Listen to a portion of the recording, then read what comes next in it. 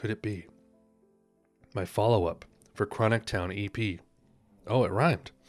Yes, this is my follow-up for the R.E.M. Chronic Town EP. I'm doing this follow-up after doing the Murmur reaction. As you guys can probably tell, it's on the channel at this point. So I'll have that to kind of influence some of my follow-up here. For those who haven't seen it, my Murmur reaction, love the album. I love it to death. Few tracks that don't really do it for me, but I've been listening to it like almost nonstop since I did the reaction. My 9th favorite album of all time, actually. If you go on my Discord and look at my Topster chart, you'll see that I've updated it and I put it at number 9.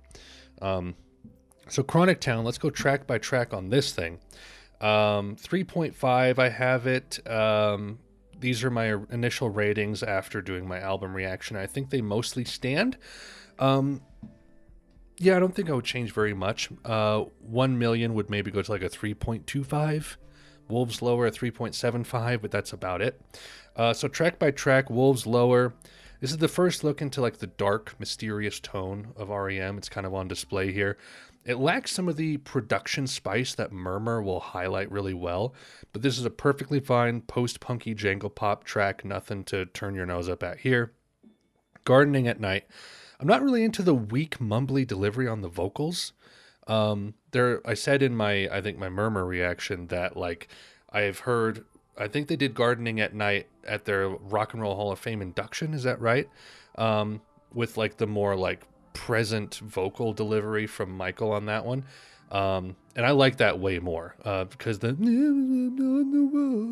it's just not, I don't know. It's just weak. I don't dig it a lot, but I mean, it's hard to resist the jangly tone and vibe on this one. It's definitely the highlight of the album overall. It's just the vocals. I wish they were a little bit more in vein with all the other stuff from around this era. I don't know why this one was so mumbly, but oh well. Carnival of Sorts. It's a look into what the tone of Murmur's B-side would sound like, I think. There's a fun guitar to follow through the song, and it has a catchy chorus.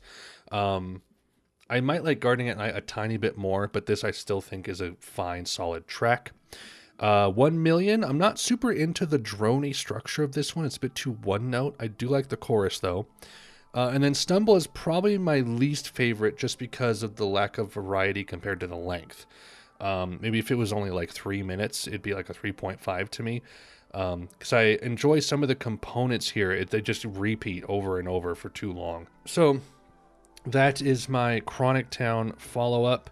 I don't really, I mean, I've been listening to Murmur so much, it's hard to tell when I would come back to these, but these were just kind of an interesting look into what would happen.